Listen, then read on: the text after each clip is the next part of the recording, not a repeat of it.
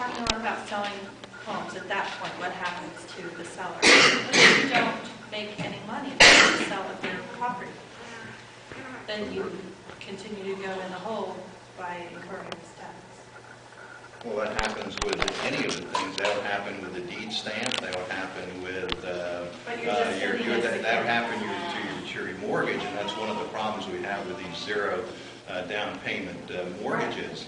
But I think that really hasn't happened in Chatham County. Property values have gone up, and the fact is that property values are going to go up more if we have good schools and good facilities, and this will help us have them. So really the 0.4% is more than likely to get you out of that situation of where you can't afford to sell your house. It would be a good investment, in other words, because you would have better schools, better facilities. That 0.4% is nothing compared to what the value of the property would increase when you live in a community with good schools. And anyone who deals with real estate knows that. And right now, our schools are probably average in terms of how our kids score on test exams and things like that. That doesn't do wonders for our property values. What does wonders for them, it's a nice location, people want to come here, but they do even better with your increase in property if we have good schools. But moratoriums don't do wonders for our property values or tax revenue either. But my second question is, I appreciate you having these meetings, I really do, so that we can all come out. I mean, we've been at these meetings with you every week, and the people are overwhelmingly opposed, wouldn't you agree? So And I appreciate you for having them. Yeah, I understand. I understand. I do appreciate it.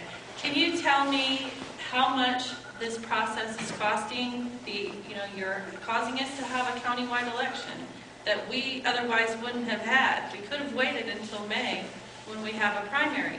Can you tell us how much it costs to have a countywide election now for this issue? And how much has this whole process cost us? How much money have we spent on the brochures, the meetings, paying for Mike Cross to be a lobbyist, essentially? How much has this all cost? Can you tell us? Surely you're keeping close track of that. Well, you know, that the commissioner's salaries at 75 cents an hour really add up. That's why I appreciate you for being here, because you're taking your Thursdays too, I know. They really add up fast. So this meeting, might be worth about $1.50 per commissioner, but what are the total costs? Well, we won't know the final cost of the countywide that you're referring to until after we get through with all that. But the brochures and the things we're doing, the educational process, the board these aren't costing anything. The brochures and the things we put together for information is about $8,500 to $9,000, something like that.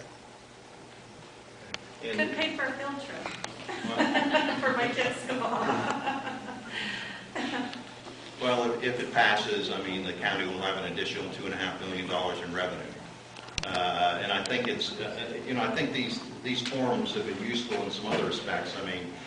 You've been to all of it. You know that we talked about a few other issues besides the land transfer tax, and I think that's fine. We talked about some of the economic development issues. Renee gave the figure that, we got a very high average income here in Chatham County. The problem is people have those jobs outside the county. They don't have inside the county. So we're very, very much a commuting county, and this is why the sales tax revenue is really nothing for us, because when people work outside the county, they shop outside the county. And we're going to have some more forums on how to bring in economic development and commercial development in Chatham County, and I hope this group will participate in those as well. November 8th and 9th, by the way. November 8th and 9th.